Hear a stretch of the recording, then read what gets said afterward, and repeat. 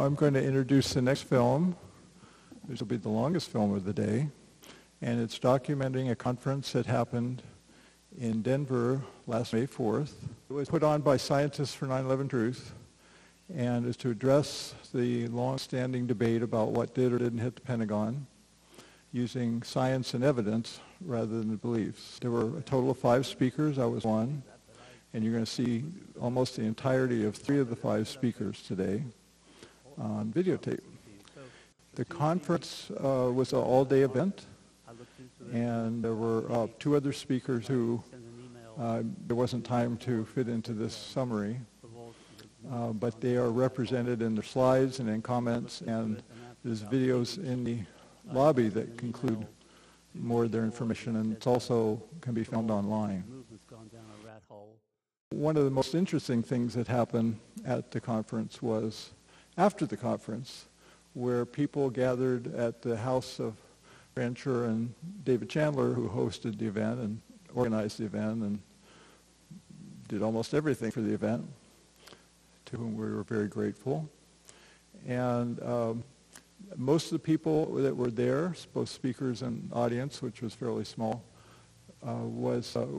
came to the after event. And so we were able to have a lot of interesting conversations and get to meet people within the movement who many of us have never met before, or exchange a lot of emails and stuff. And that's really one of the most fun things about conferences like that, that you get to meet people that you've been working with by email and by phone and other ways in person, and have a good face-to-face contact. But the other people that spoke, Wayne Costi, it was one. He's got a 4.5-hour video out. David Chandler re-narrated the entire thing, and it goes into great depth and detail of the physical evidence and witness evidence, all kinds of evidence. So I recommend that. My own talk, which you're going to see, so I'll just say briefly, was trying to address the questions of how did we get off track with that, such that we're still debating it all these years later. Why are we still debating it all these years later? And what can we do about it? And more importantly, I think, what can we learn from this process, particularly of being still arguing over something after we're going on 18 years now of debating what did or didn't hit the Pentagon. It's a pretty big issue to not have agreement on. And it turns out there's very real reasons why that happened, and I try to address them as best I can. So you'll see that. The other person that you won't see flew all the way in from New Zealand. He's an expert, computer expert. His name's Warren Stutt, and he's a computer wizard, really, and is able to decode the FDR data, flight data recorder, that tells us literally hundreds of things about the planes. Any plane crash, the FDR is the first place to go to find out what went wrong and so forth. And so it's just this wealth of information. One of the reasons Warren was invited to this event was to put some hard data to work to try to figure out, is this data legitimate? And it turns out it is, if you follow the work. And so we have incredible information about what happened from that data, as well as radar data, as well as, of course, witness data and air traffic controller comments as things were going on. So there's a lot of data, a lot of information, a lot of evidence, and the conference was intended to put that all together and try to make some sort of coherent answer to what happened. So you're going to see, as I said, 3 of the 5 speakers, so a majority, but not the whole conference. And the whole conference is available online if you want to see it. So thanks for being here, and thanks for watching. So welcome, everyone, to the Conference on the 9/11 Evidence at the Pentagon.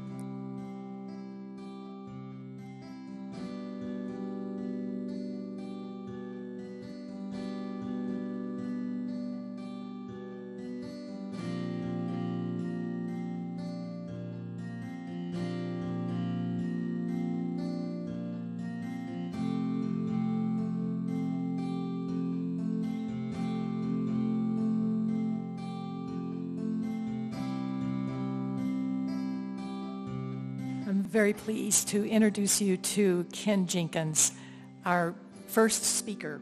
Ken has a Bachelor's of Science in Electrical Engineering from Carnegie Mellon University. He also has extensive postgraduate study in psychology. He works in video production, including 9/11 videos, many of them, including David Ray Griffin, Stephen Jones, and Richard Gage, AIA.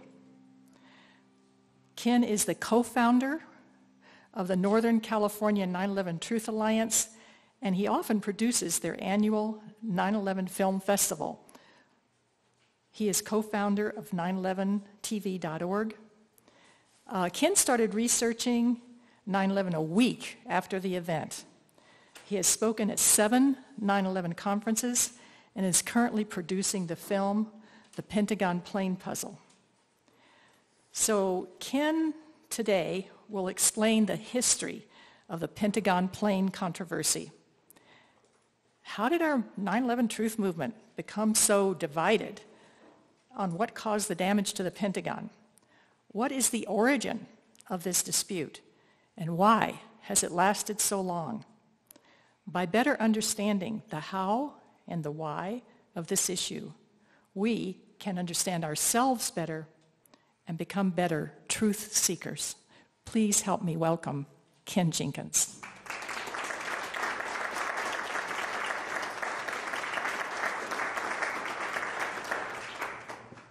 Today I'm going to talk about the history, how we got here, why we're at such an impasse, and solutions, what can we do?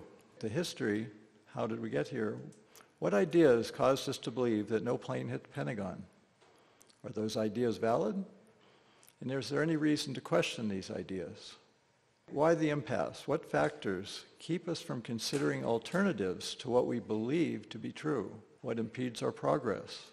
And with solutions, what steps can help resolve this impasse? And how can we become better truth seekers?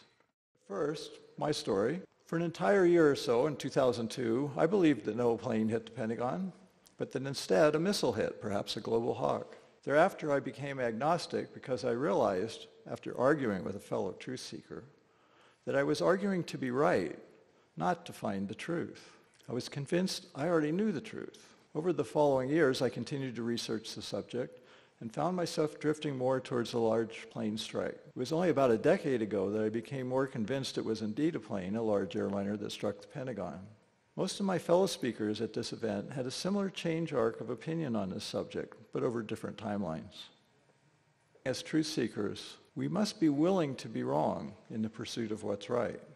And we must follow the evidence wherever it leads.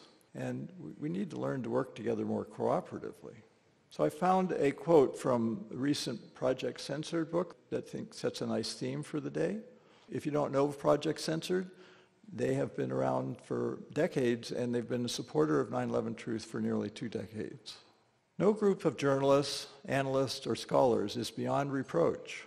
Indeed, it would be folly to think that some of us are never swayed by emotion and that our beliefs and our politics do not inform our thinking and writing. We too are susceptible to viewing the world through our own lenses, accepted theories, and value systems. It is possible to strive for accuracy in our pursuit of knowledge and truth. That is, to be open to new evidence and new facts, including, if not especially, those that conflict with our current assumptions and preferred ways of understanding the world. Thus, rather than dismissing new evidence out of hand because it does not fit our current existing theories, the challenge we face is to adjust the latter to account for the former, as we seek to expand our knowledge of the world. I adapted this slide from John Wyndham's presentation, you'll see later today. We estimate there are roughly 7 different theories about the Pentagon. There's actually variations, so there's probably more than that. One of the interesting things is that these 7 theories are mutually exclusive, other than number 7, which overlaps with 2 through 6. So only one of them can be right. So whatever we believe happened, it may or may not be the only one out of the various theories that's correct. So it behooves us to be a little more open-minded. And by the way, the first theory that came out after 9/11 was a truck bomb. Most people in our movement don't even know that because it's so long ago and it's a long forgotten theory. But for a while, people were arguing for that. So it shows there's already been a lot of motion with these various theories, and it's kind of evolved from no plane to no plane impact, because people realized with all the eyewitnesses, there must have been a plane of some sort. So we already have been evolving, and we're hoping to keep evolving until we finally converge on something that we can all agree on. And so which of these theories best fit the evidence? The best theory is one that examines all the evidence, explains all the physical observations, accords with most eyewitness accounts, is consistent with all of the other recorded data, including the Pentagon video cameras, the flight data recorder, and the radar data, is consistent with all additional Pentagon evidence, and can meet all reasonable objections. Those of us that are working on this issue and trying to look at it from a scientific viewpoint are insistent on examining and considering and revealing all the available evidence. And it's the one thing that sets us apart from all other existing theories. One of our associates recently passed away, Frank Legg, and he and I wrote a paper together before his passing. I think it was his last. And I'm going to summarize that very briefly, and it's available on my website. And this is what Kevin Ryan had to say about Frank.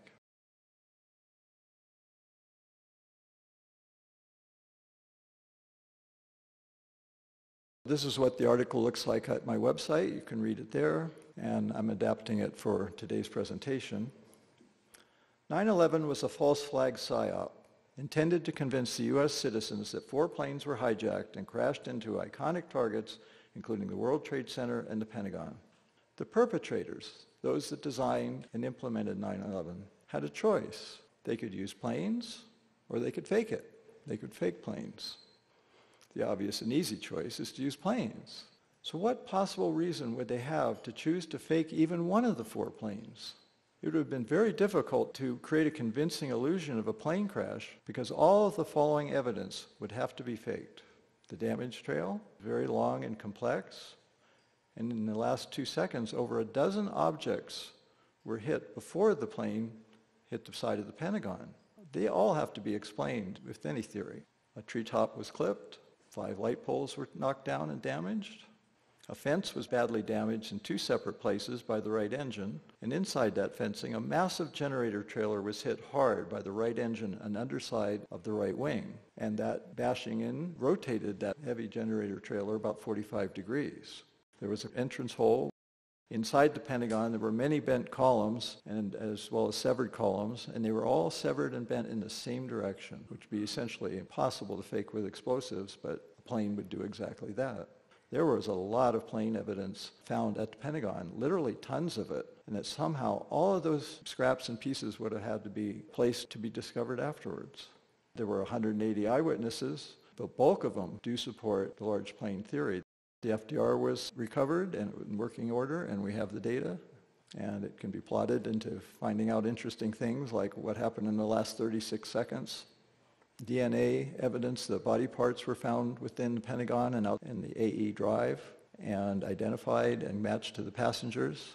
Our article concludes, the perpetrators would have had to fake all this damage in a convincing manner while risking the high likelihood that some witnesses would notice and perhaps even document some of this elaborate faking of evidence. What was there to gain from creating an elaborate deception rather than simply crashing a plane? Nothing. Surely a real airliner crash would create the same effect on the public mind as a successful illusion. The perpetrators had everything to lose by faking and nothing to gain. Why not just use a plane?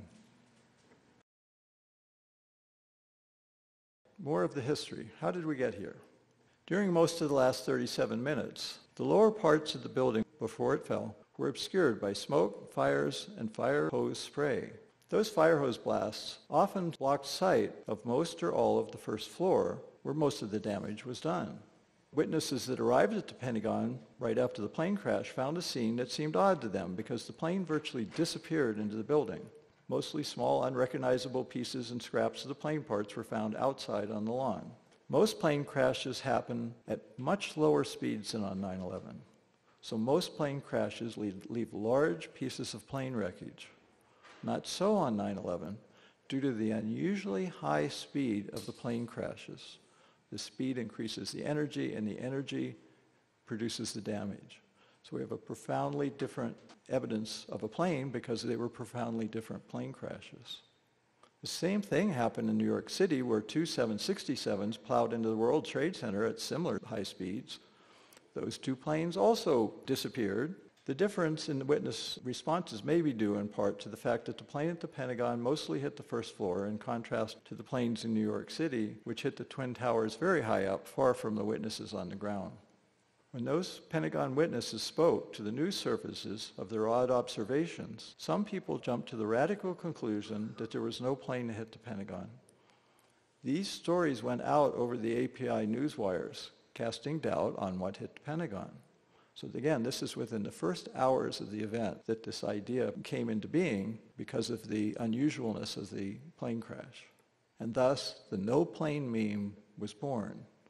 So it was born literally on the day, and as we'll learn later in my presentation, the first thing you learn about something tends to stick in your mind, and it becomes hard to change your mind after that first initial thing. It's called anchoring, amongst other things. We'll talk about that in a bit. Now, the second meme that was born early on was that the hole was too small. It wouldn't accommodate a large plane. This is how that happened. These photographs were released early on. And here we see the fire hose obscuring visibility of the entire first floor from this point of view. Here we see another photograph, same thing. You cannot see anything on the first floor. Now here's another picture where we can sort of see, but there's a little less fire hose, but still you can't see too much. But we do, for the first time in this picture, see the small hole in the second floor. And this is the picture that created the meme that the hole was too small, because it got a lot of publicity. So we see here the small hole in the second floor. This picture was used in the first book that was published on 9/11, titled The Big Lie, and authored by Thierry Masson of France. Many copies were sold in France, and a bit later, English translation versions were sold in the US. And you can see on the left where the photograph on the right was used in the book. And it's the only picture that was used. And it was used to justify that the hole was too small. But it only shows the hole in the second floor. And it doesn't show the 96-foot hole in the first floor. Now this one photograph, which was not released early, does show half the hole in the first floor. The left half of the hole is obscured again by smoke, but not fire hose. So if this picture had come out first instead of the other one, we may never have gotten the meme that the hole was too small. And we know now that it was 96 foot wide on the first floor. So this is the book as it came out in France, and the author. And again, up in upper right, the picture where the first floor is obscured. This is two of the English versions. Now it was actually this book, which was also released in early 2002, and the video that followed or came out with it that convinced me for a while that the plane didn't hit because the hole was too small and stuff. This book and video were very influential in the early days of the movement, and the reason is the first two parts were about the World Trade Center, a whole section on the Twin Towers, and then the first we heard about Building 7, or many of us heard about Building 7, was from this video and book. So it was very influential, but it also included information about the Pentagon. It was based on Thierry Masson's book with the hole too small meme and the no plane meme. So this is, for me and for many people, where it all started, because prior to that, I didn't know anything about the Pentagon other than the official story. So if you want to know more of the history, there's a great amount of detail in Wayne Costa's 29-minute Chapter 2 titled The Endless Plane Debates, How Did We Get Here? And besides Thierry Masson's book, it talks about the videos in plain sight, loose change, early versions, Zero, with the more recent September 11th, the new Pearl Harbor, a witness reporter, Jamie McIntyre, and how his testimony got distorted, plus websites, info cards, and more. In other words, once the meme was planted in our emerging movement, it spread and it became sort of the de facto truth, even though it was based on these initial mistakes, which were not corrected for reasons we'll learn a little later. We've been at an impasse now for nearly 2 decades. Why are we stuck here? About a decade ago, I wrote an article for the magazine of the 9/11 truth movement that existed at the time, Global Outlook. It was a fantastic magazine. My article was titled "The Truth Is Not Enough: How to Overcome Emotional Barriers to 9/11 Truth." And I outlined resistances that I found that made it difficult for us as a movement to talk to people outside of the movement about 9/11 and what we've discovered it to be, which is a false flag.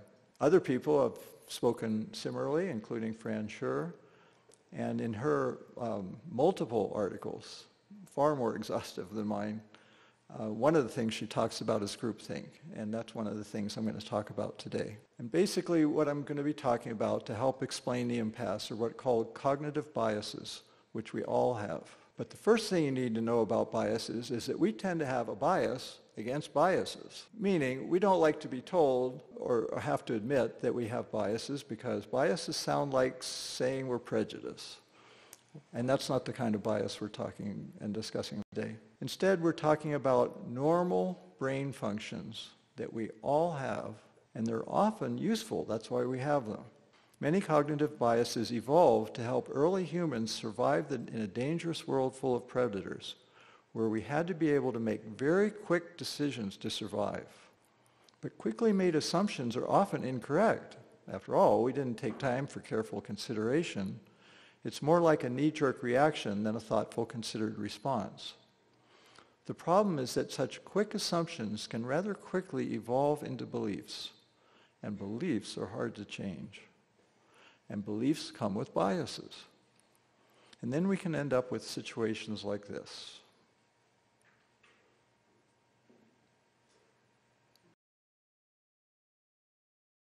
And I can admit, I myself have done exactly this, and I'm pretty sure most of the rest are, because again, we all have these biases. This is normal behavior. So, cognitive biases, what are they? Our biases are those beliefs to which we have solidly anchored ourselves, often because they were the very first explanation that we heard. Cognitive biases are systematic patterns of deviation from rationality in judgment. They are well studied in psychology and behavioral economics. The reality of these biases is confirmed by extensive, replicable research.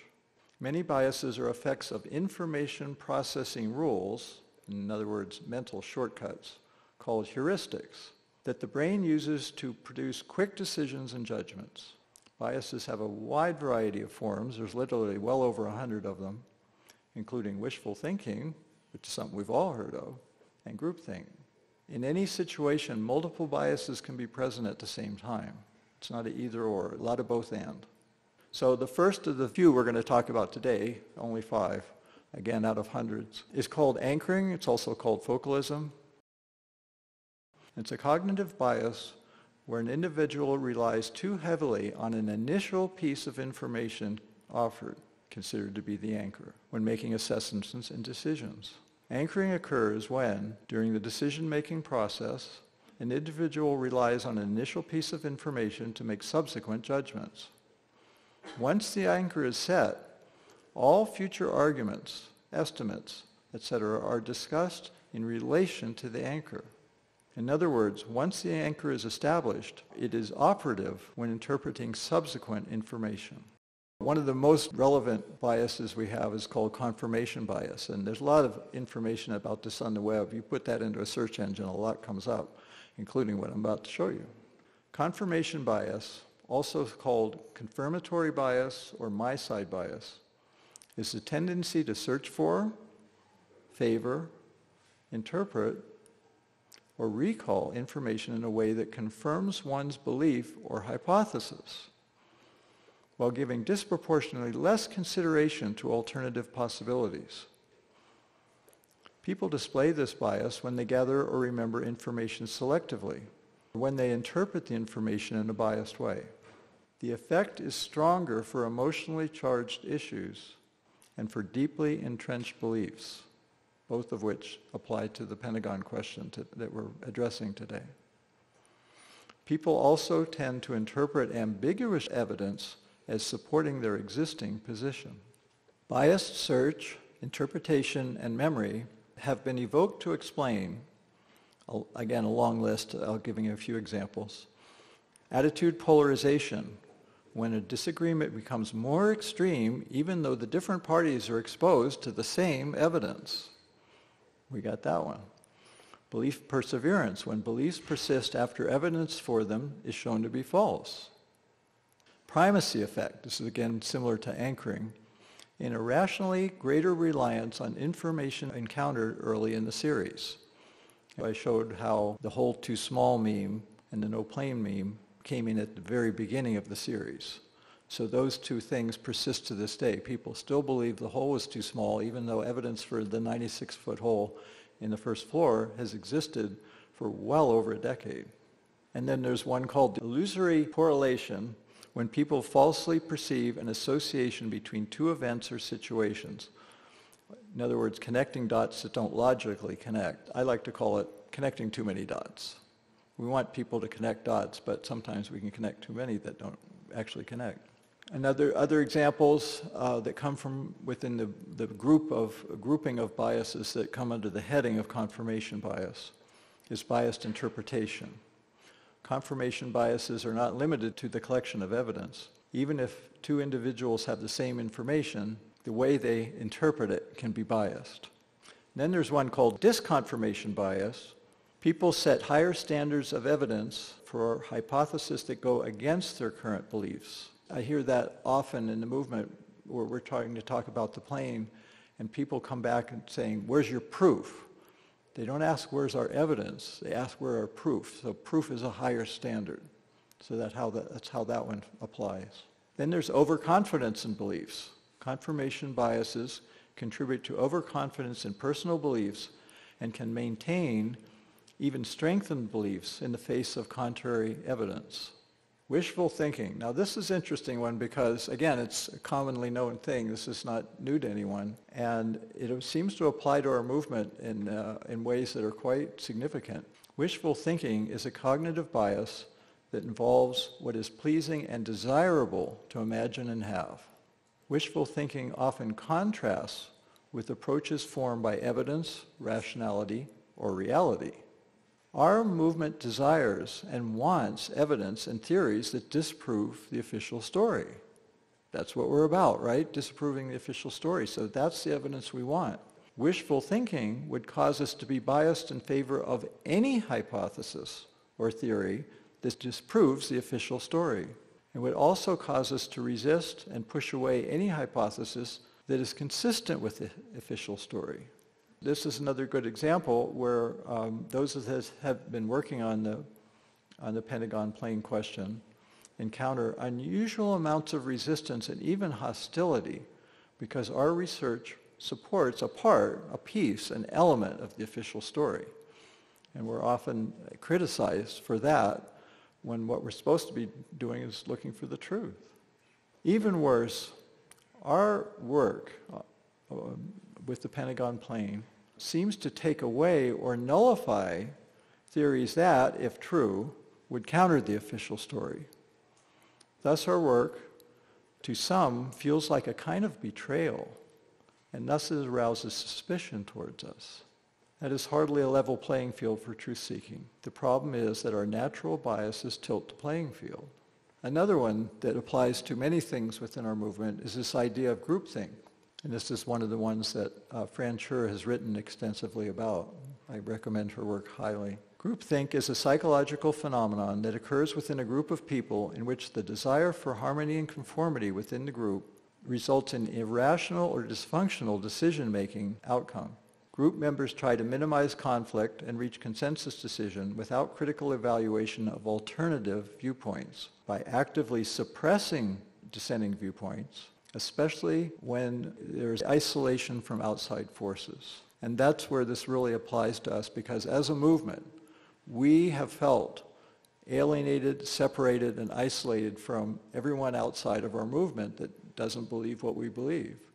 We've kind of huddled together and we share information together. Our books and our presentations, this all comes from within the movement. And there's only a few of us that really look at our critics and try to address what they're saying.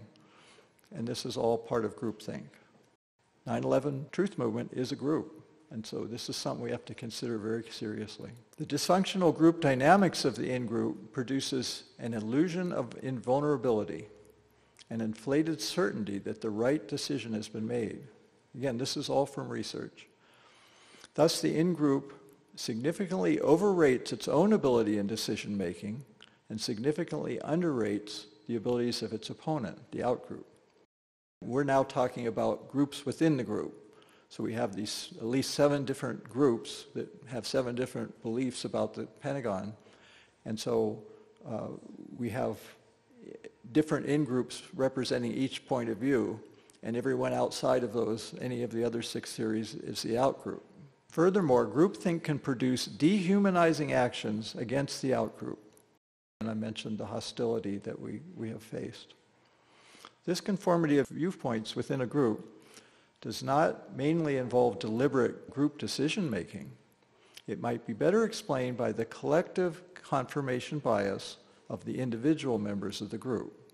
In other words, we all come in with our own confirmation bias, and collectively we come to an agreement, which is a form of groupthink. And it may or may not be true. And that's the point. Just because we come to it within our group doesn't necessarily mean it's true. It might be, might not be. And out of that, quite naturally, comes something else that you've probably heard of, called the bandwagon effect. It's a phenomenon whereby the rate of uptake of beliefs, ideas, trends increases the more that they have already been adopted by others. As more people come to believe in something, others also jump on the bandwagon, regardless of the underlying evidence. The tendency to follow actions or beliefs of others can occur because individuals derive information from others within the group, particularly within insular groups. And that's the best adjective I know to describe what we are as a movement. We're insular. We're kind of somewhat insulated from the outside world because we experience so much rejection from people outside our group. To sum up briefly, we've discussed anchoring, confirmation bias, wishful thinking, groupthink, and the bandwagon effect. Just 5 of hundreds that exist, and any number of them can happen simultaneously. Solutions. The main thing we can do is to learn about and be aware of our biases. When we are conscious of our quite normal cognitive biases that we all have, we can compensate for them and work around them. We can learn to disagree in a more constructive way. Third, we can beware of one-word explanations for complex situations. And we can use the principles of the scientific method. And I'm not talking about using science, I'm talking about using the scientific method. So let's talk about these 3. Learning to disagree in a more constructive way. I found this graphic, I think it's very instructive. And the idea with this is to move away from the bottom of the pyramid and move towards the top, because the most dysfunctional and antagonistic and hostile ways of working together are at the bottom, and the ones that actually get us to the truth are at the top. And I'll mention just a few. Beyond name-calling is the very common ad hominem attack, which attacks the characteristics or authority of the writer or speaker without addressing the substance of the argument. And then moving up to the middle, we have contradiction, where instead of discussing the evidence, there's just another point of view presented. Where we want to go towards the top, which is refutation, which finds a mistake and explains why it's mistaken using quotes. And at the best, at the top, is refuting the central point, where we explicitly refute the central point with evidence. So the biggest problem we've had in the movement are ad hominem attacks, which is Latin for to the person. It is a fallacious, argumentative strategy whereby genuine discussion of the topic at hand is avoided by instead attacking the character, the motive, and other attributes of the person making the argument and or persons associated with the argument, rather than questioning the substance of the argument itself. It's a form of attacking the messenger instead of refuting evidence. An example of attacking the motive is that we have been criticized because we're supporting the official story. Well, if some of the official story is true, and most of us believe planes hit the Twin Towers, then looking into the question of if it was also a plane at the Pentagon is that's the evidence that we're trying to talk about. And questioning our motive, because it happens to be part of the official story, is an ad hominem attack. We are presenting evidence, and that supports truth-seeking. Beware of one-word explanations for complex situations and damage.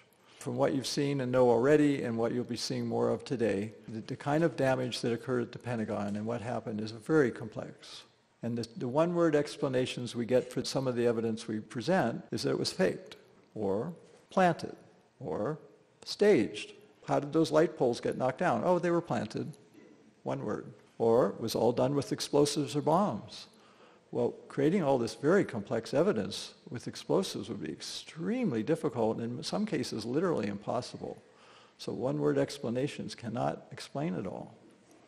And then there's the ubiquitous Photoshop for all the photographs that, well, you know, they're not trustworthy sort of Photoshop. Well, yes, Photoshopping can occur, but, you know, we have to look at beyond that one-word explanation and ask, well, was it Photoshopped, and not assume.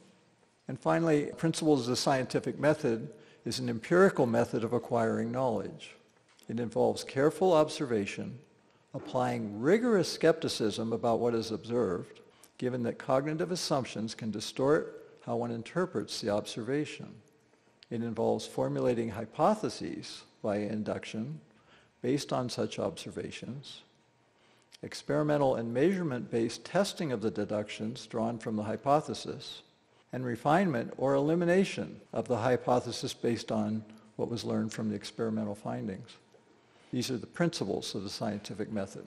Summing up, solutions, what can we do? We can learn to be aware of our biases. When we're conscious of our quite normal biases, we can compensate for them and work around them. Learn to disagree in more constructive ways where we talk about evidence rather than attacking things like motives. Be aware of one-word explanations for complex situations, and use the principles of the scientific method. Thank you very much.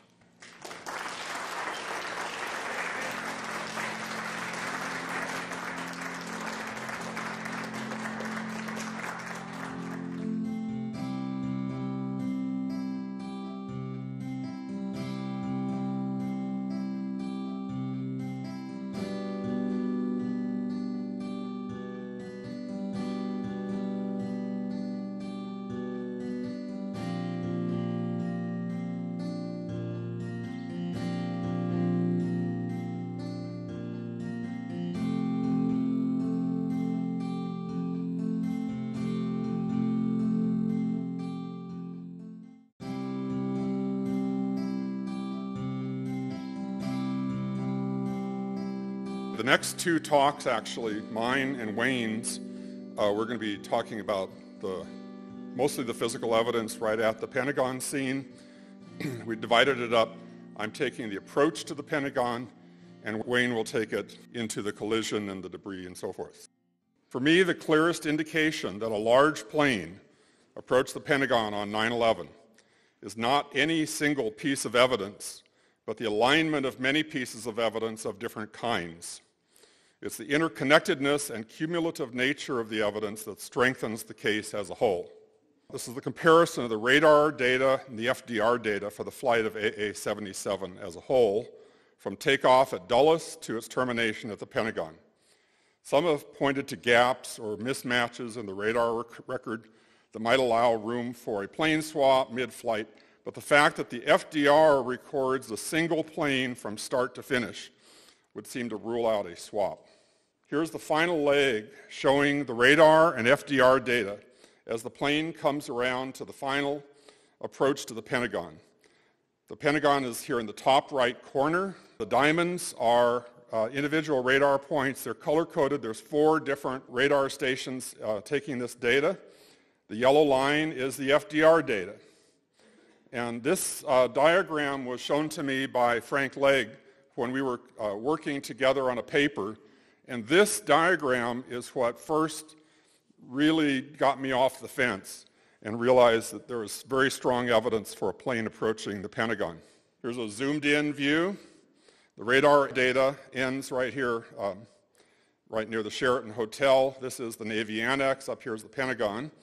These red marks around the FDR path are the light pole damage, and so we see the alignment again. The color-coded dots inside the building is the damage to individual columns, And over here, the red indicates missing. Various others are stripped or bowed and so forth.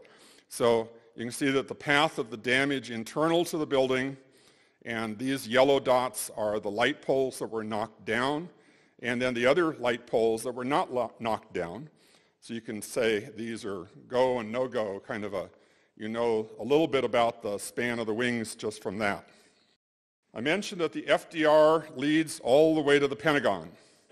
This needs a little more explanation. If the government had fabricated a propaganda version of the FDR data to sell us on an official story of a plane that didn't really exist, that's what they would have shown. What we have instead is an FDR file where the second to last frame is corrupted and the last frame is unreadable by normal methods. And by the way, each frame holds 4 seconds of data. So all of the data approaching the final approach to the Pentagon is problematic.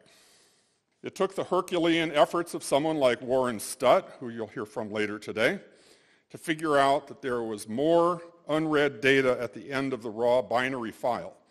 He had to figure out how to decode the binary FDR file so he could recover the missing data.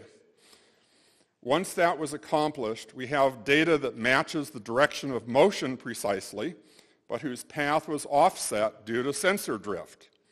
This had to be corrected by calibrating the FDR path to actual evidence on the ground.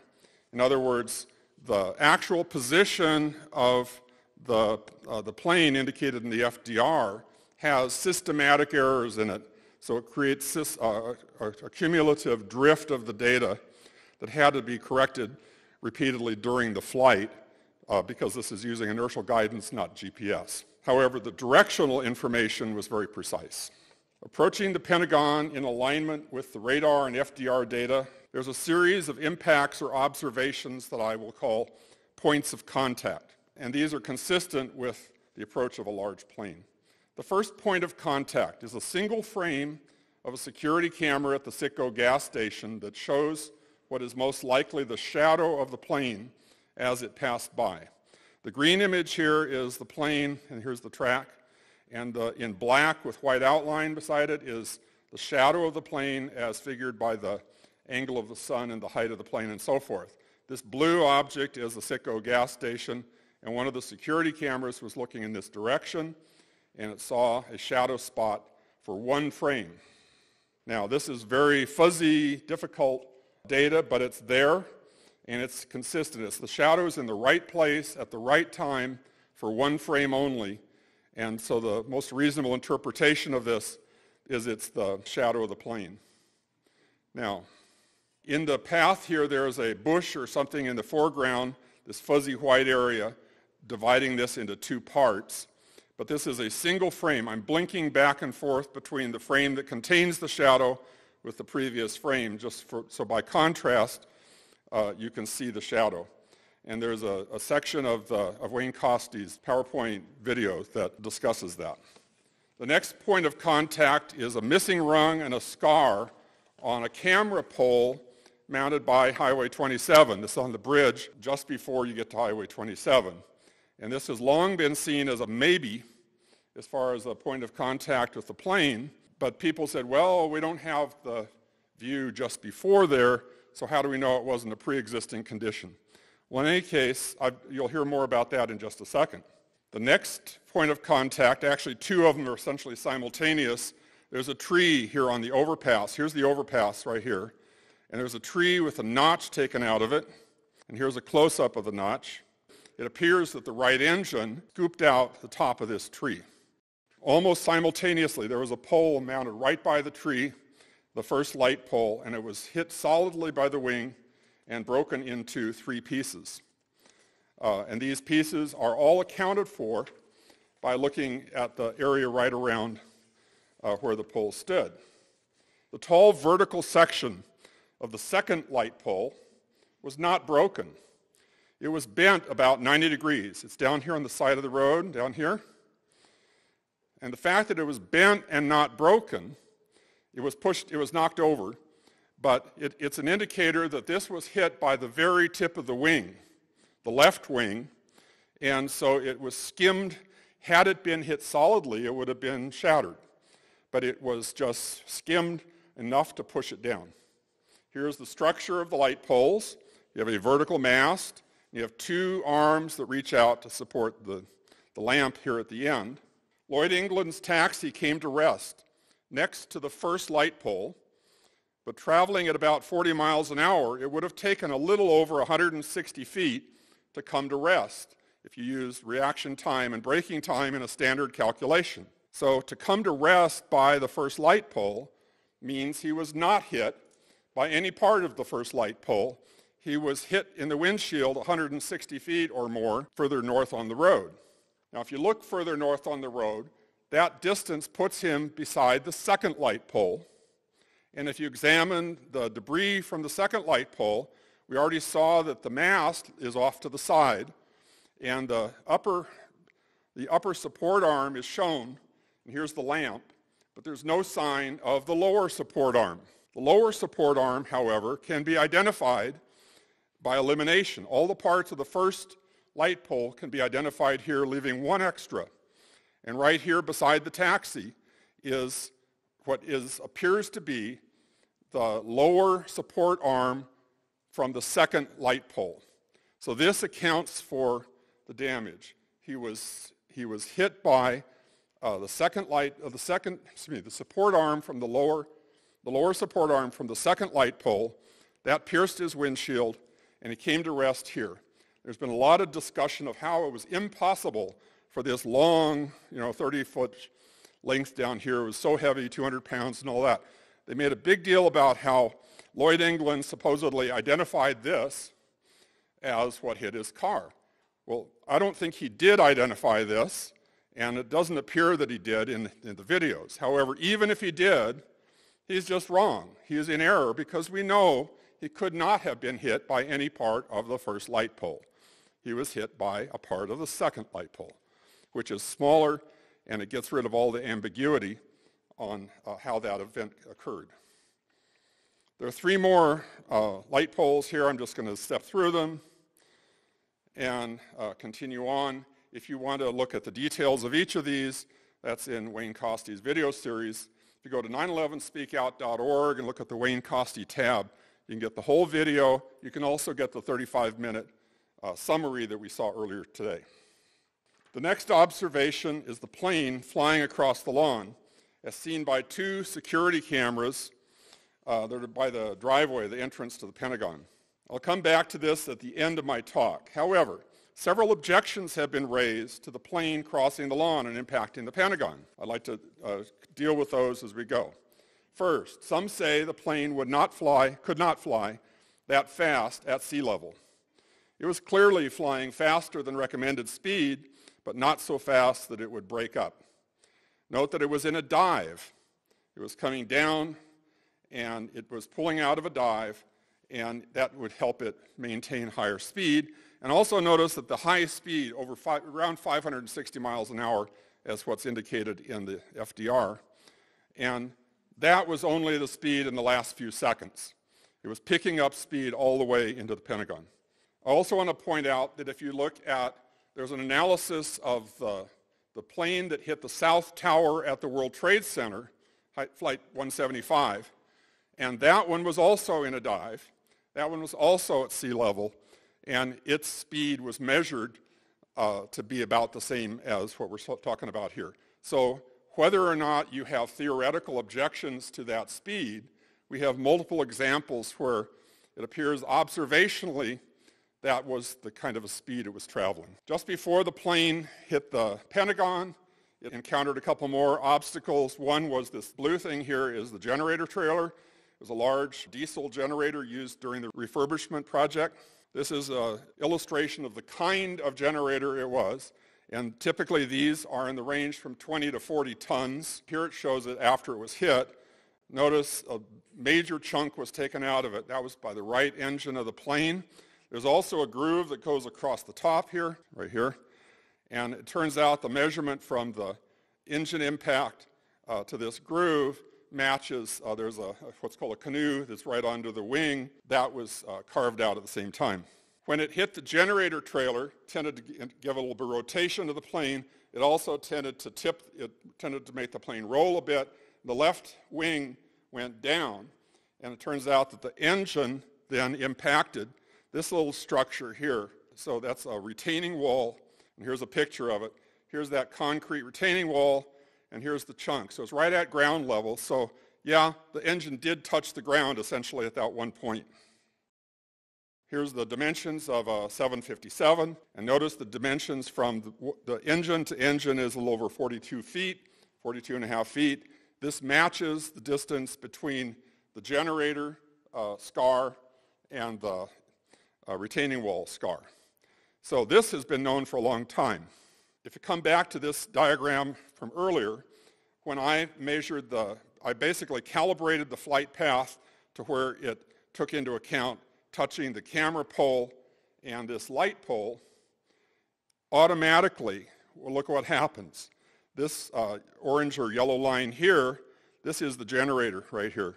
It goes right across it at the right end of that generator trailer, and the other yellow line goes right across this spot right here, which is where that retaining wall is.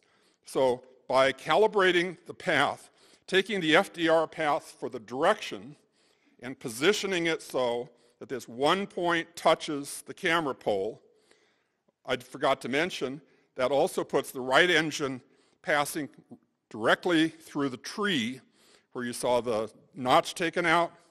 So we have the camera pole, the tree, the left wingtip touching the second light pole, the right engine hitting the generator trailer, and the left engine hitting the retaining wall. So all 5 points of contact line up perfectly on this calibration. So here it shows those final points. I'm going to leave these. Wayne is going to talk about these, the generator trailer, the retaining wall, and this tree, because the tree in particular figures heavily into what happened immediately following as the damage was done to the Pentagon. Now, I'm going to finish my part of the presentation. I think it's easier to do it with a little video clip here because it involves some video footage here. So this is seeing the Pentagon plane. In March 2002, 5 frames of a video from a security camera at the Pentagon were released or possibly leaked as small BMP images. The first of those frames purportedly showed the Pentagon plane. The remaining frames showed the growing fireball. Whatever was crossing the Pentagon lawn was in the distant background of a wide-angle shot and mostly hidden by a foreground obstruction, a post that, as it turned out, housed a second identical security camera. The most obvious feature of whatever was crossing the lawn was a white smoke trail that was hard to interpret. If there was a plane, why was there a smoke trail? Planes don't emit smoky exhaust. Missiles do. Also, how could a large plane, such as a 757, hide behind the small post in the foreground? The tail of the plane was visible, but without more context, it was difficult to identify it as the tail of a large plane. This image fueled speculation that the actual impacting object was a small plane or a missile. Compounding the confusion, the picture had an erroneous timestamp, added later during copying of the file, it turned out. It was not in the original. The lack of context and the small image size did more to sow confusion than shed light on what hit the Pentagon.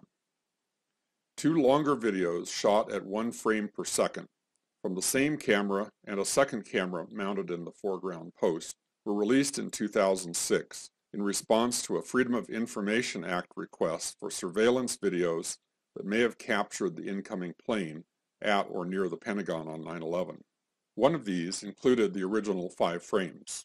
Many people viewing these as still frames over the years, myself included, failed to see the plane.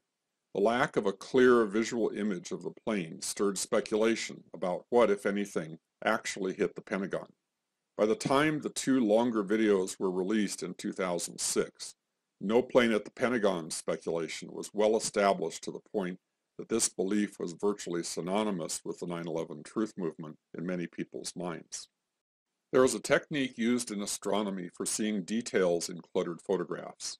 Imagine a star field photographed with a telescope, then photographed again the next day or several days later.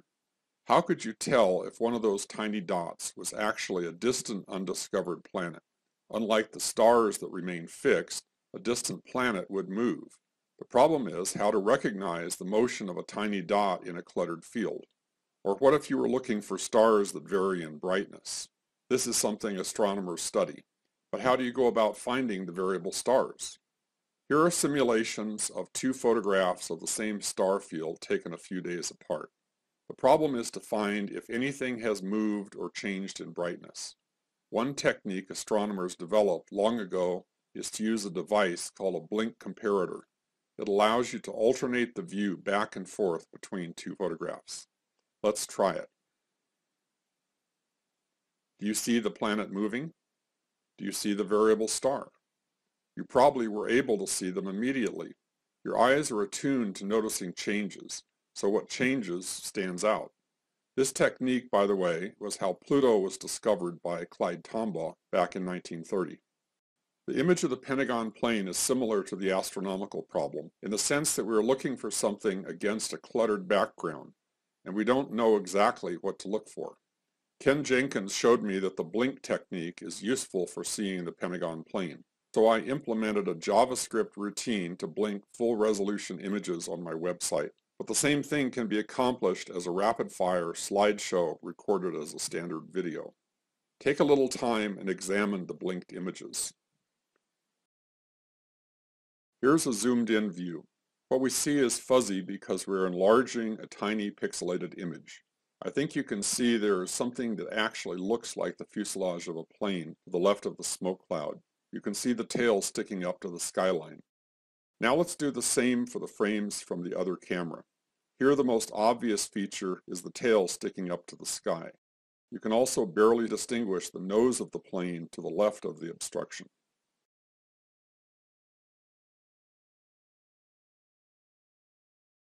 Here's another blink comparison using one frame from each camera, showing the movement of the plane in the time interval between the two exposures. Note that the plane is both crossing our field of view and coming toward us, so the size changes. Also, the two cameras have slightly different points of view. Notice the details in the smoke trail. The undulations along the bottom edge of the short smoke trail can be seen in the longer smoke trail as well. The longer smoke trail is an extension of the trail that's already there. Notice how far the plane has moved in the time interval between the two exposures. The two cameras were recorded on the same recording device, so they were not simultaneous exposures. The film, The New Pearl Harbor, assumes without justification that the offset time between the two videos was 1/30th of a second. There's a pickup truck owned by Mickey Bell, one of the workers in the Pentagon refurbishment project, that is visible after the fireball. Wayne Costi has determined, based on measurements of the movement of the truck, that the time delay from one camera to the other was actually 4/30ths of a second. He did this by comparing how far the truck moved between two frames of the same camera, which is a 1-second interval, with the distance it moved in the offset time between the two cameras. Notice that the plane moves a little less than its own length in that time. Based on the length of a 757-200, Wayne estimates that the distance moved was about 106 feet, so the speed works out to be 542 miles per hour, which is in the ballpark with other measurements of the speed of the plane, but this measurement is independent of any other speed measurements. One issue that may bother you a little is how stubby the plane looks in these images. A 757 is long and slender. The plane is coming toward us at an angle, but it still doesn't look quite right. The plane is distorted because, as we can see looking at the wider picture, the whole view is distorted by the wide-angle camera lens. Note how the roofline of the Pentagon is curved outward. This is called barrel distortion. A number of image processing programs, like Photoshop, have the ability to correct for this distortion. I'm using an alternative program called GIMP. GIMP provides a slider to balance barrel distortion with the opposite effect, which is called pincushion distortion. Simply adjust the slider until lines that are supposed to be straight are shown to be straight. The result is the borders of the image are given severe pincushion distortion, but the image itself is flattened. This correction stretches out objects near the edge of the field which were compressed in the original distorted view, so the plane looks more elongated. It's starting to actually look like a 757. Another question that may be lingering in your mind is, why is there a smoke trail? A number of explanations have been suggested. The right engine of the plane had moments before gouged the top of a tree on the overpass near the first light pole, leaving a circular gouge in the foliage with stripped stems remaining. The smoke we are seeing can be explained as the burning foliage in the right engine on the far side of the plane, which is what hit the tree. If we return to the image of the plane in the original 5 frames leaked out in early 2002, we can see that the original frames are identical to the corresponding frames in the longer version released several years later. There's no sign of tampering. If they were trying to sell the public on the presence of a plane that wasn't really there, they did a bad job of it. The smoke trail was not a selling point. It was a huge counterpoint to their message. The extreme subtlety of the plane image against the cluttered background, requiring special techniques to even see it, is not what one would expect of a propaganda piece. Also, as we've seen, there was complex interrelated information in the images, such as the motion of Mickey Bell's truck correctly corresponding to the speed of the plane, and the distortion of the plane image that was removed when the overall camera distortion was corrected. These self-consistent elements argue for the authenticity of the images. The bottom line is we have good reason to believe that we are actually seeing a large, fast-moving plane approaching and impacting the Pentagon on 9/11.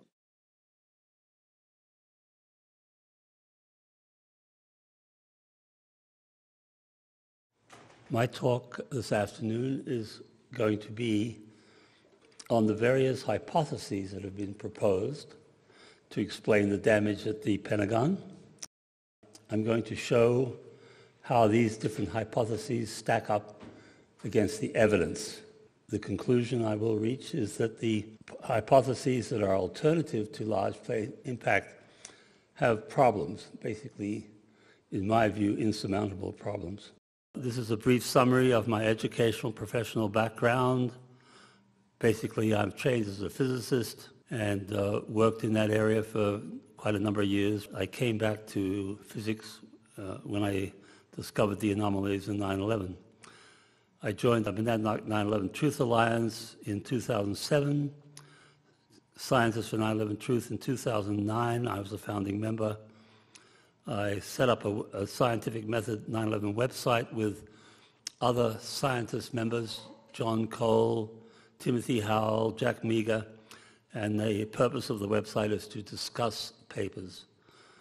And I've written 5 papers on the Pentagon and 2 on the World Trade Center demolitions. Here's a list of my papers on the Pentagon.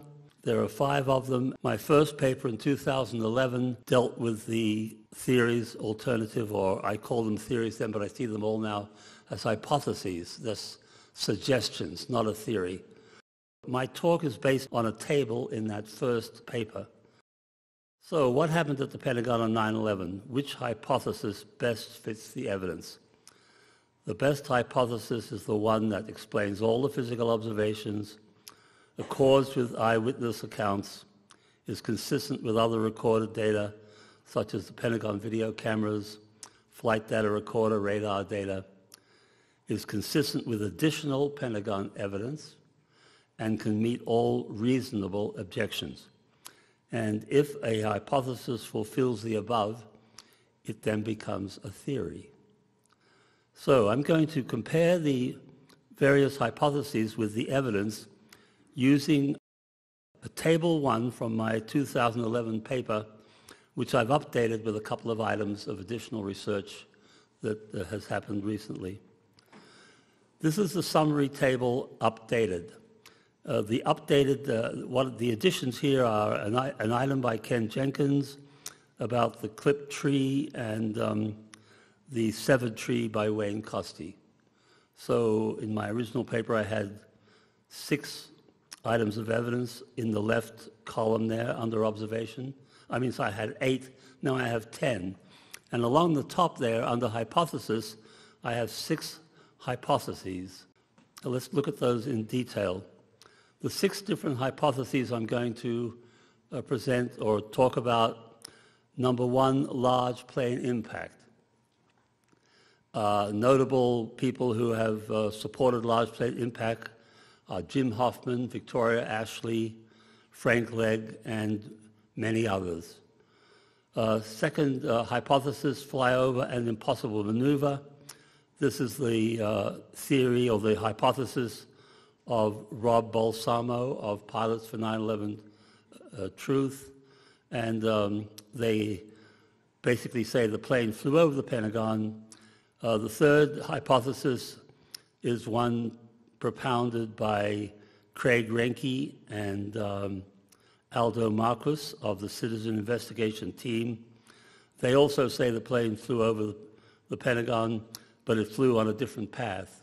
It flew north of the Sitco station. The fourth hypothesis, small plane impact. Number of people favor that, one of which is Massimo Mazzucco, who is notable for a very lengthy video on 9/11. 5, we have missile impact. I think Thierry Meyssan, who was the first to say there was something wrong with the Pentagon, he proposed missile impact in his second book. In his first book, he said it was a truck bomb. And lastly, we have bombs, explosives have been proposed by a number of people, including Barbara Honegger. I'm going to go on now and compare hypotheses with the evidence, 10 different items of evidence. The first is eyewitness evidence. Items of evidence from 2 to 10 are all hard physical evidence. When I say hard physical evidence, I regard these items of evidence as indisputable. They are backed up by photographs from multiple people, sometimes from multiple angles, and plus witness testimony. Here's summary table number 1, updated. It's just the first half of the table.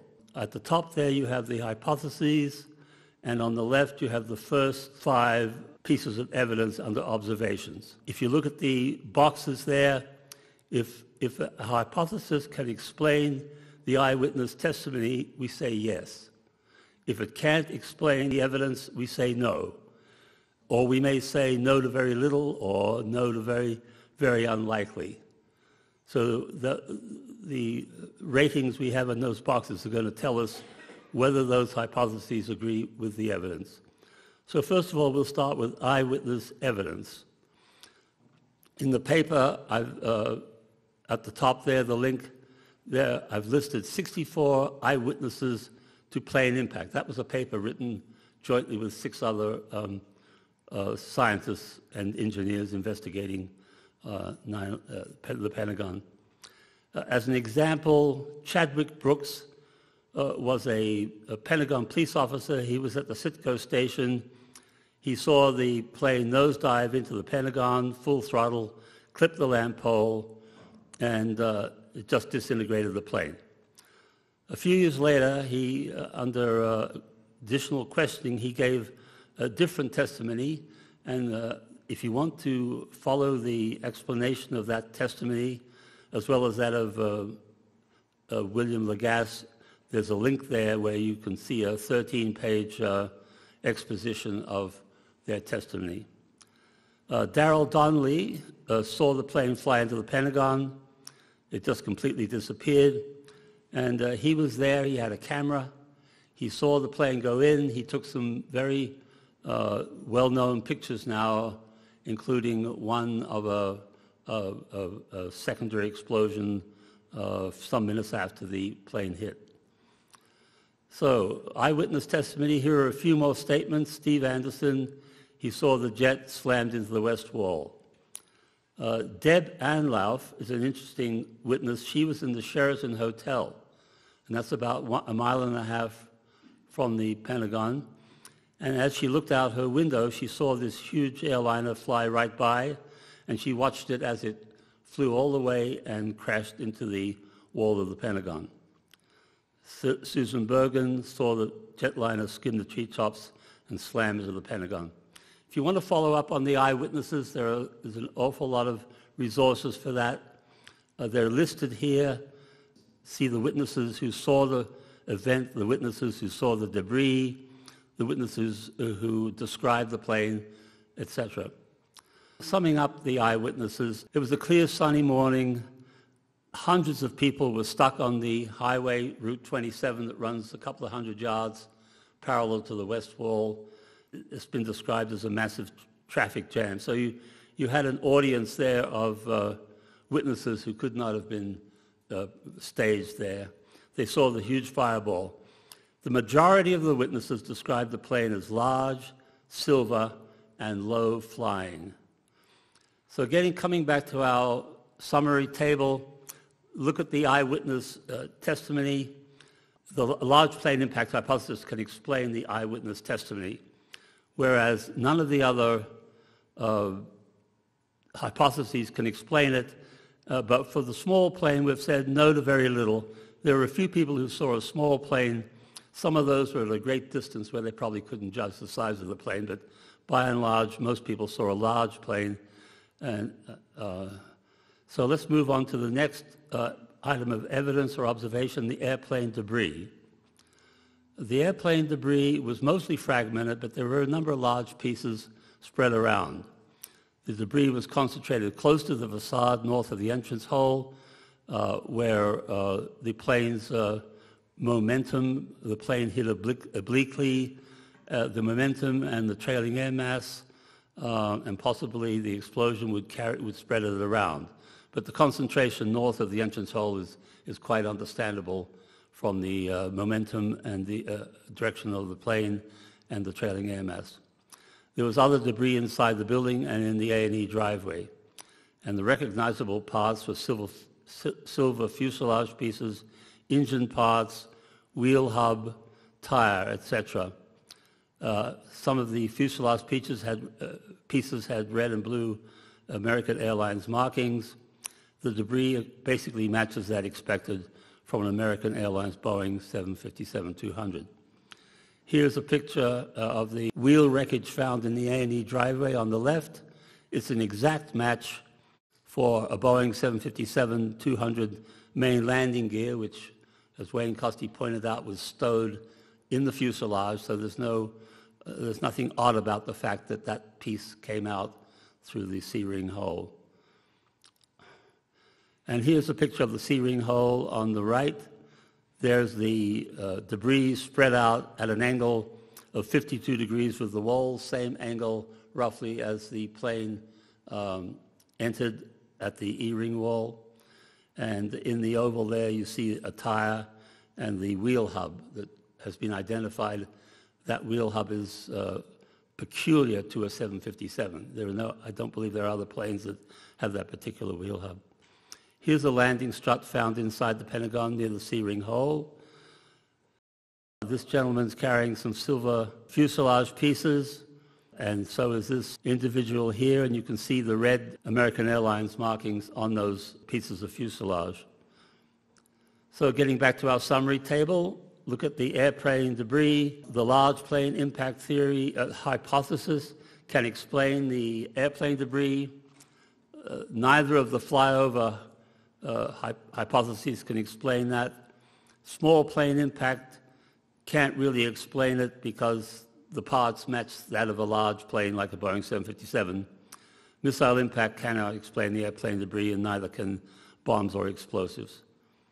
Moving on to the overall damage path, here's a graphic showing the 5 rings of the Pentagon. The E ring is the outer wall where you see a plane about to impact, and the innermost ring is the A ring, and the C ring is somewhere in the middle there. Underneath the left wing of the plane is the low concrete wall, and underneath the right wing is the generator trailer. We'll talk more about that. This diagram is from Russell Pickering. It shows the plane and the position of objects just as the plane is about to hit the west wall. You can see the right engine of the plane is about to impact the fence around the generator trailer, and the generator trailer is shown in its position after it's been rotated by the blow. The left engine is about to impact the low concrete wall, and the distance between the generator below and the low concrete wall is about 43 feet, which is a good match, almost exact match for the separation of the two engines of the Boeing 757-200, which is 42.5 feet. The overall damage path is shown here. Starting at the lower left, you have the clipped tree, downed light poles in yellow. The generator trailer is close to the wall, the low concrete wall.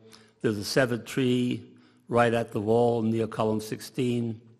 And the red dots are the damaged, severely damaged columns. And the path ends in the A&E driveway at the tip of that arrow there where the C-ring hole is located. So coming back to our summary table, we look at the overall damage path. Large plane impact can explain that. No other theory can explain that. All of those objects and all of those impacts. Anyway, so we have no for every other hypothesis, but yes for a large plane impact. Moving along to the clipped tree. This is the clipped tree, and as has been stated before, the right wing of the plane going at 560 miles an hour could easily clip that tree like a dull tractor mower going at 100 miles an hour. That's from John Cole. So coming back to our table, the clipped tree can be explained by the large plane impact. Flyover theories can't explain that, but the clipped tree could have been clipped by a small plane. So I have yes in that box there. And a missile, if it had been right on target of that tree, could have clipped that tree. There's no way I can imagine that bombs would clip that tree, or why anybody would think of putting bombs there. Moving along now to the downed light poles. Here is a list of 15 witnesses who saw the light poles being struck by a large plane. And one of them, Tom Hovis, also says that it picked off trees and light poles, so we can presume that he saw the plane clip that tree. Looking at the down light poles again, the normal pole is in blue, the yellow is a clipped pole, and the separation of the poles gives us a wingspan of the plane in the range 100 to 130 feet.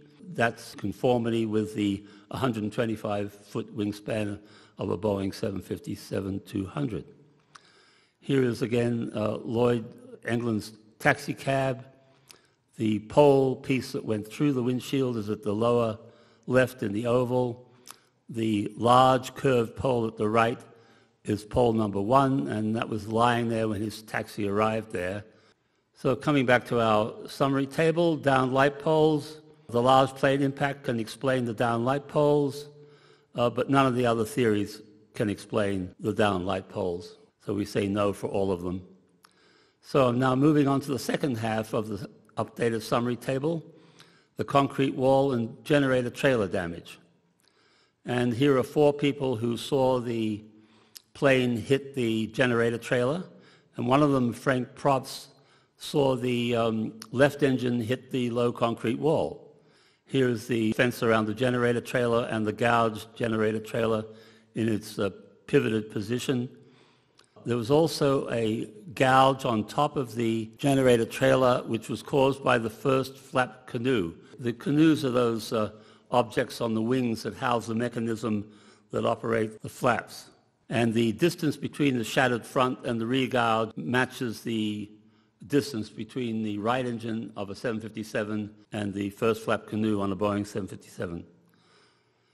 Here is the low concrete wall gouge on the lower left, where the left engine basically touched within inches of the ground. Here again is another picture of it. So coming back to our summary table, concrete wall and generator trailer damage, the large plane impact hypothesis, yes, can explain that. None of the other theories can explain that those two incidents. It's very difficult to think how bombs would rotate a 40-ton or 20 to 30, 40-ton trailer and make a gouge like that, especially when you have the first flap canoe gouge on top.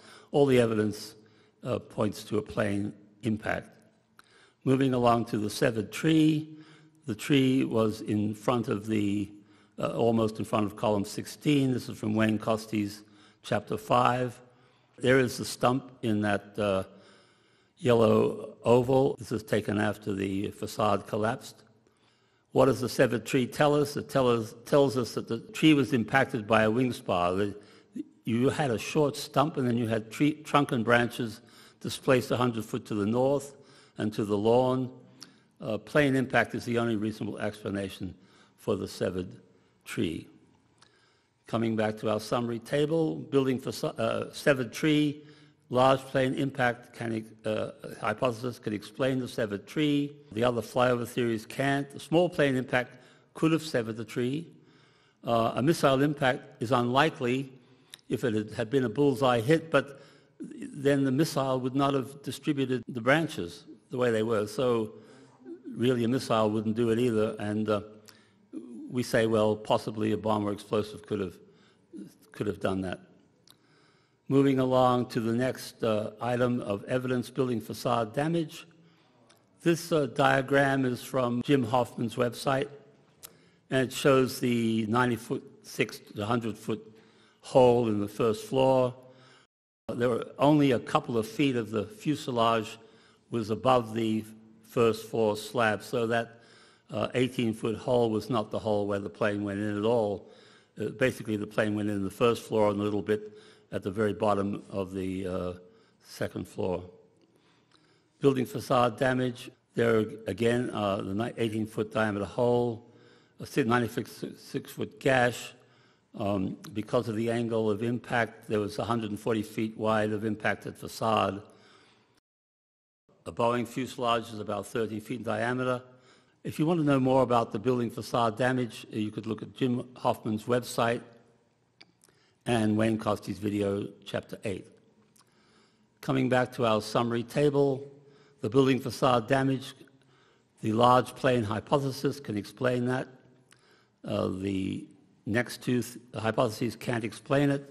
A small impact, plane impact could explain maybe some of it, but the size of the damage and the configuration of the damage it's unlikely that it would have been a small plane. Missile impact can't explain it, and I don't think bombs could explain the damage there when you look at it in detail. So finally, we come along to interior columns, damage and debris. And this is from the American Society of Civil Engineers, who produced a report called the Pentagon Building and Performance Report. And they show the damage done. At the top there, you have a row of red columns, which are basically the columns 9 through 18 that were basically destroyed. Columns that are less damaged are in blue, then green, and then columns in yellow had retained some functionality. If you look at the path, down at the bottom right there is the C-ring hole, and this diagram basically shows you the size and the extent of the damage. It is consistent with a large plane flying at that angle into the Pentagon West Wall. Columns were missing, bent, damaged. The forward motion is shown by the damage in the interior. The columns were bent to show the direction of debris flow, and fragmented plane pieces abraded the columns. So that column at the left there is an abraded column. It's all the concrete around it has been stripped off by a high-speed flow of plane fragments, and the bending shows the force, kinetic energy, momentum of the debris. Here again, you have more curved columns and some silver sheet metal hanging from the roof. This is a very interesting interior photograph of more curved columns, lots of debris under an intact ceiling. Bringing that amount of debris under an intact ceiling in a few seconds would be an impossible feat to stage that. So what does the internal column damage debris show? The fact that they were curved and abraded with shredded metal around them, massive amounts of debris below an intact ceiling. Took several days to remove the debris, so the debris was not caused by a cave-in of the floor above. So from a scientific point of view, I think it would be impossible to stage that damage and debris. It's explainable only by plane impact. So coming back to our table, interior columns damage and debris, we say yes for the large plane impact hypothesis, no for everybody else, except for a small plane, we say no to unlikely because of the extent of the damage that was there. Finally, the C-ring hole.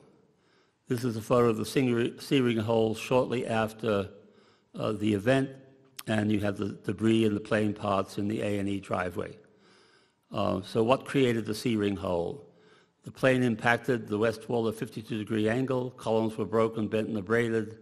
There was a high-speed flow of plane parts and light fragments. The debris retained enough focus and energy to break through a 2-brick-thick masonry wall and create this somewhat circular opening known as the C-ring hole. There's the hole after some of the debris has been removed. They've added some markings on the left and the right.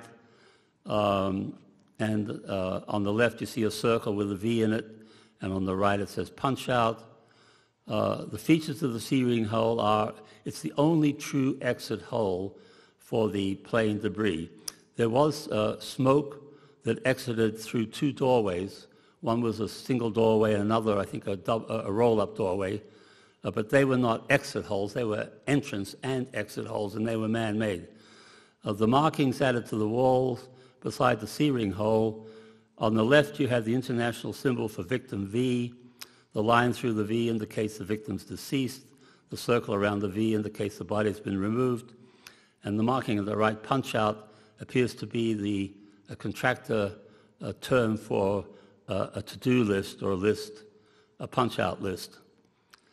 So coming back to our summary table 1 updated, this is the whole table in one slide. So you have the 6 hypotheses in the first horizontal row there, and the 6 items of hard evidence plus eyewitness, 9 items of hard physical evidence plus the eyewitness testimony in the left column. And if you look at the large plane impact hypothesis, it can explain everything. Look at the next column, flyover, impossible maneuver, can't explain any of that. Neither can the flyover north of Cisco explain any of it.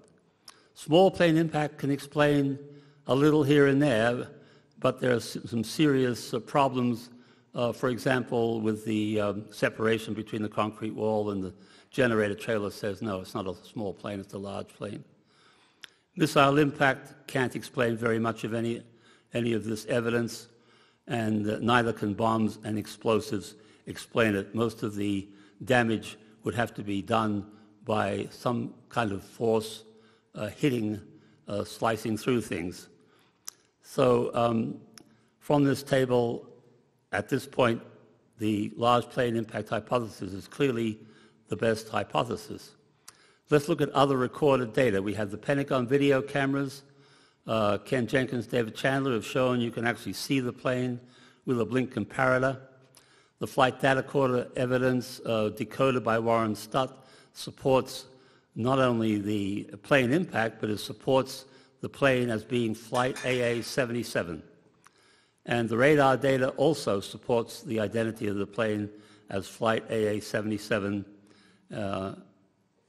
as originating from Dulles Airport. Additional Pentagon evidence. In my 2011 paper, I had a second table in which I listed additional evidence, and I've updated that evidence for this talk. So I'm looking now at updated summary table 2. And I'm going to break this into 3 parts because it was a large table, and I want you to be able to see it. We have the Dulles video, FDR data, radar data, Norma Minetta's testimony, and cell phone calls. Those are the observations in the left column. In the second column, I asked the question, is this evidence or hypothesis applicable? If it is, I say yes. If it's not, I say no. And then in the third column, would proof support large plane impact? And you can see that where the evidence is applicable, it supports large plane impact, and the details are in the comments section. Going to the second part of this table, spiral path, VDOT antenna, camera pole, autopsy results, 5-frame video, event time. These, where applicable, these items of evidence, where applicable, support large plane impact. The VDOT antenna, we now heard from David Chandler that he can actually measure the wingspan using this evidence here. There's the missing rung again. So in the third part of the table, we have seismic signal, clipped car antenna, men picking up debris, C-130 flight. Again, where applicable, they all support large plane impact. None of these pieces of evidence go against large plane impact. I'll just bring your attention before I close to the object under the blue tarp. There was a lot of questioning about what was under this blue tarp these gentlemen are carrying. You can see at the lower right. And this is from a PowerPoint presentation by Ken Jenkins. The blue tarp mystery solved. There was nothing under the blue tarp because the blue tarp had nothing in it. It was a tent. And the tent was used for triage. There were, and plus other purposes. But there are a lot of these tents with white tops to keep things cool there. They were all set up all over the area there. There are lots of aerial photographs showing many of these tents. So they weren't carrying anything. It was very light. So this is the point. We wondered about this. We said there was something, they were hiding something, but they weren't hiding anything. So we make mistakes, and when we do, it most helps our credibility to admit it. The best hypothesis of what happened at the Pentagon is demonstrably large plane impact, and most probably flight AA-77, a Boeing 757-200. It explains all the physical observations. It accords with eyewitness accounts. It's consistent with other recorded data. It's consistent with additional Pentagon evidence, and it can meet all reasonable objections. So the large plane impact hypothesis becomes a theory. At present, the only theory that's passed the test of the evidence. Thank you very much.